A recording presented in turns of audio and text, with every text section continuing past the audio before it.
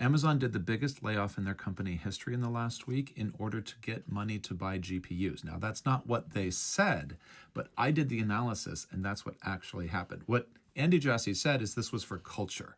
It was because Amazon is not a day one company anymore. It is not a company focused on customers the way it needs to be. And what he said is he wants to cut the middle out. And so a lot of folks who are middle management or who are in product or engineering, who are quite senior in Seattle, got laid off. The problem with that is that the math doesn't math. If you look at their actual balance sheet, if you look at their income, if you look at their expenses, Amazon had negative free cash flow last quarter.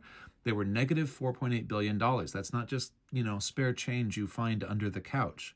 They had to find a way to get back to positive cash flow. It turns out that if you lay off enough people, you can get enough dollars back to get back to positive cash flow. I did the math for you. If it was $4.8 billion negative, guess what? You lay off about 30,000 people, which is what they did, you get about $6 billion in free cash flow.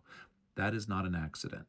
That is Amazon maximizing every cash resource that they have to put into GPUs for AI. Amazon is desperate, and that's the thing you have to understand. All of the big hyperscalers, Google, Amazon, Microsoft, etc., they're desperate to play into AI. They cannot stop spending. Amazon is going to spend over $100 billion on AI in 2026. So is Meta. Spending on AI is the biggest capital project in human history. It's bigger than building the railroads. It's bigger than the US highway system. It's bigger than all of the atomic work that was done. It's bigger than the moonshot and getting to the moon for the first time. Bigger than all of that already. And it's getting bigger all the time. And they can't stop spending. Because if you stop spending now, you've wasted all your money and you don't get a share of the next decade of future AI compute business. And AWS is under pressure. AWS is not the preferred destination for AI compute because they haven't put these investments in. Andy Jassy knows that. He ran AWS for a long time and he's spending what he needs to get there. But saying out loud, hey, I'm trading 30,000 people for GPUs is a brutal message. It's not what you want to send to your team. It's an absolutely brutal message to send to the market because you're saying my margins are under pressure. And so he'd rather send a softer message. He'd rather say, this is not really about anything else except returning to our traditional culture. Now, the interesting thing is, I don't think he's entirely wrong. I worked at Amazon. I was there when Amazon headcount tripled.